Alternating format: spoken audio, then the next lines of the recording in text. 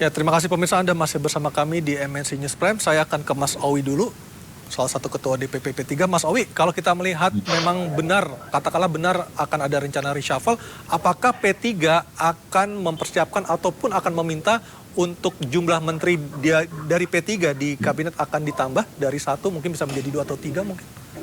Ya, kalau kita meminta mungkin P3 tidak dalam konteks itu ya. Tetapi kalau kemudian P3 diberi amanah, diberi kepercayaan untuk menambah pos menterinya, tentu P3 berterima kasih dan menyiapkan kader-kader yang diinginkan. P3 sebagai partai yang cukup lama, memiliki banyak SDM yang luar biasa, yang memiliki kualifikasi. Saya kira kalaupun P3 nanti ditambah portofolionya, ya kita sangat siap dan Alhamdulillah. Yang tidak kita harapkan itu kalau kursinya berkurang, dan insya Allah tidak akan terjadi gitu. Karena hari ini kita masih dalam koalisi gitu. Iya, iya, iya. Apakah dari P3 sendiri sudah menyetorkan nama-nama terbaru, kandidat-kandidat jika memang ada rencana untuk menambah menteri dari P3, Mas Owi? Ya, kita belum menyiapkan ya, karena kita pun juga tidak tahu apakah jadi diminta nambah, kalaupun nanti ada kemungkinan di mana gitu. Misalkan portofolionya diminta misalkan nih P3 menyiapkan nama saya Ahmad Baidowi. Tiba-tiba yang diminta misalkan di bidang kementerian yang membidangi ESDM gitu. Itu kan nggak match dengan CV. Jadi P3 lebih... Kecuali kalau jadi menteri perindustrian ya Mas Owi ya? Ya, bolehlah, masuklah kualifikasinya. Tetapi kan menteri perindustrian masih aman kan gitu.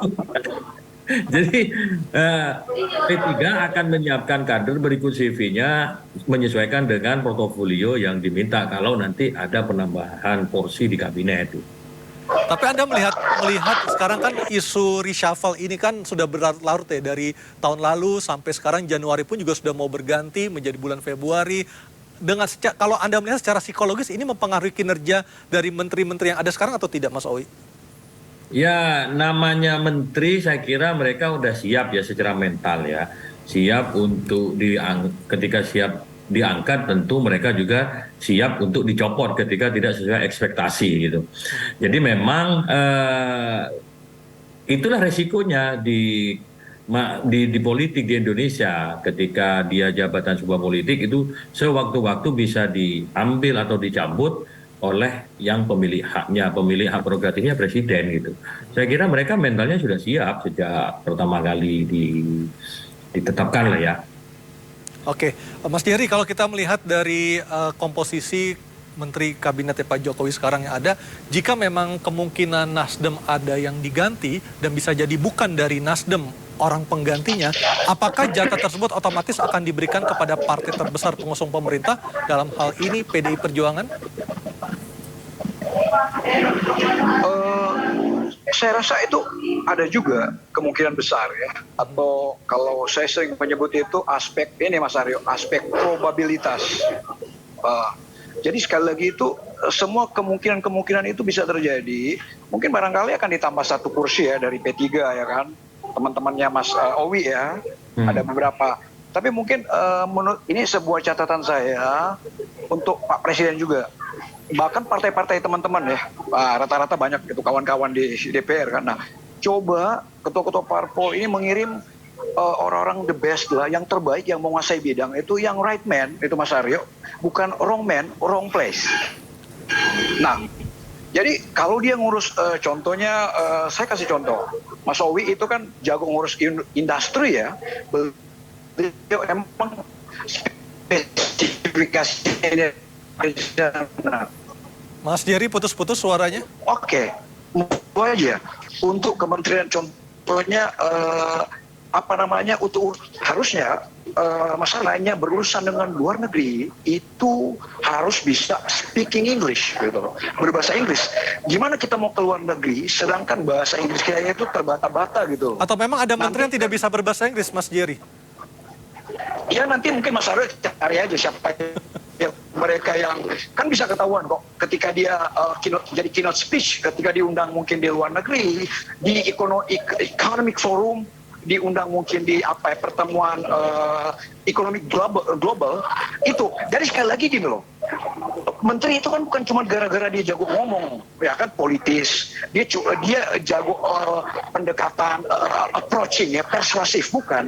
Tetapi menteri itu pertama dia punya grand strategy, grand design, bagaimana untuk indikatornya itu bagaimana kabinet ini itu maju bagus, progres, bukannya dia step down dan step back gitu loh. Dia ke belakang mundur, dia left behind lah. Tapi coba menteri itu up to date gitu loh. Banyak baca-bacalah perkembangan di luar negeri tentang pertumbuhan economic of growth, bagaimana brand market pasar di luar itu seperti apa, gimana untuk meningkatkan. Nah, contohnya gini loh, Pak Jokowi kan pernah bilang nggak import, pernah ya kan, mungkin Mas Owi tahu gitu kan, barangkali. Nah, ketika menteri-menterinya, saya nggak usah sebut lah ya, menteri-menterinya masih doyan import, harusnya ini kan harus sesuai dengan konsekuensi gitu loh. Nggak apa-apa lah. Contohnya kemarin Mas Aryo ada menteri yang mungkin publik sudah tahu gitu loh. Urusannya dia bukan 3 periode, udah melenceng gitu loh. Udah bicara 3 periode, padahal itu bukan urusan menterinya gitu loh.